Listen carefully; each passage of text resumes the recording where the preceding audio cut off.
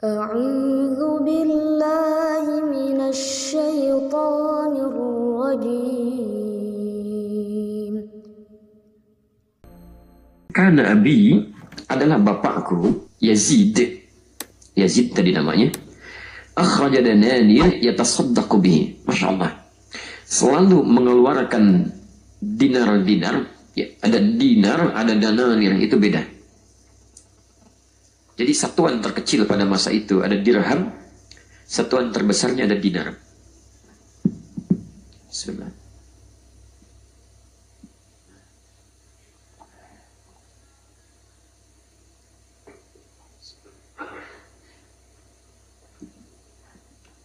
Jadi ada dirham, ya. Pecahan perak, ya. Jadi bahannya dari perak. Ada dinar untuk sekarang, ya. Ini dari emas, pakai ya, emas. Baik.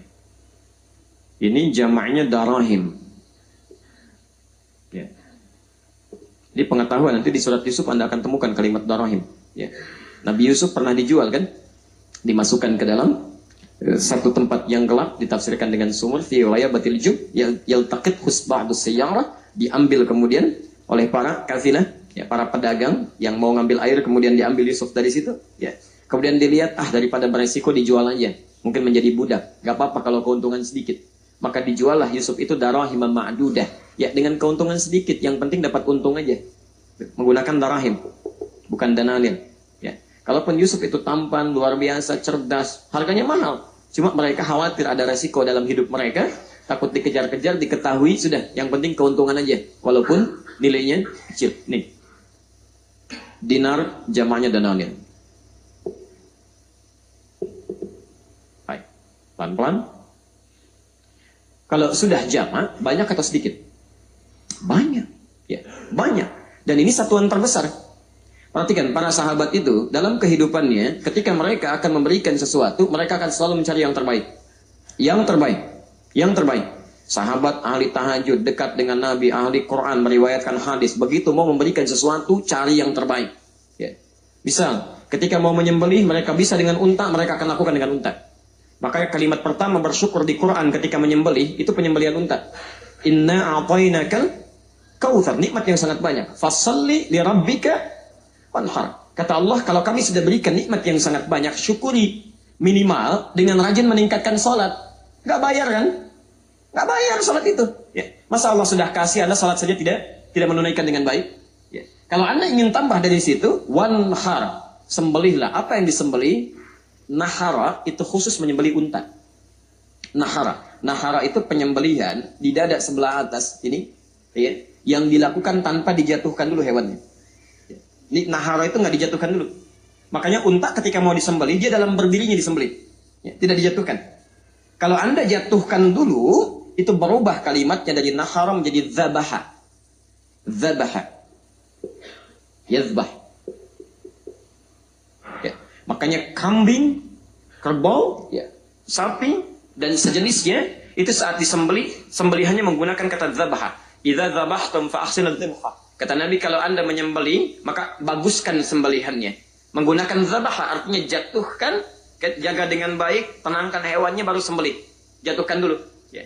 Tapi kalau Anda gunakan tasydid, zabaha, ya, awas, hati-hati. Kalau zabaha sekali sembelihan, ya, ditajamkan. Makanya kata Nabi, tajamkan itu pisaunya.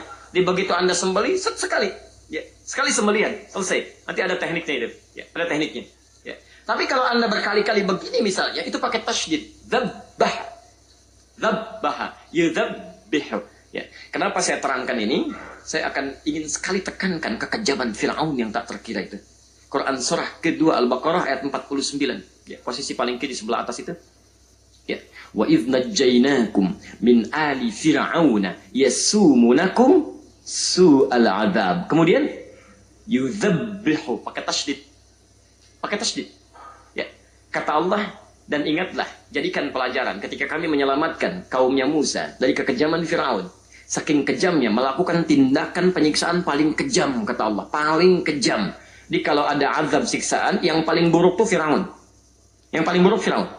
Apa yang dilakukan ketika mendengar informasi ada seorang bayi yang akan terlahir dari rahim seorang perempuan. Nanti saat dewasa menghancurkan keluarga Anda, kata dukunnya, kata Firaun, cari tahu, dampingi setiap perempuan yang tengah mengandung dengan algojo, perhatikan sampai keluarnya.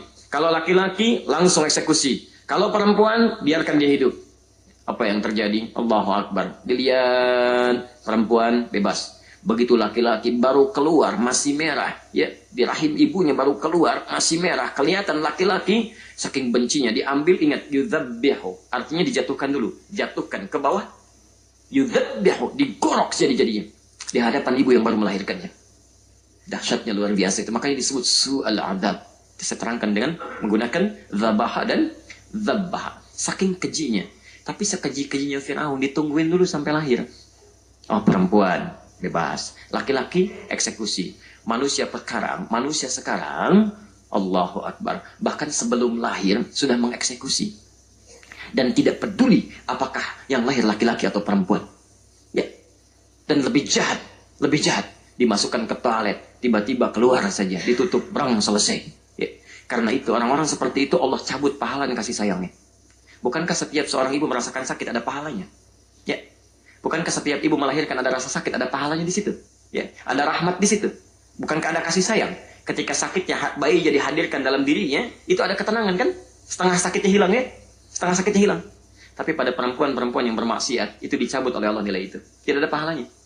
Makanya seorang perempuan yang mengandung tanpa pernah melakukan hubungan yang benar, itu tidak sulit membayangkan. Sulit.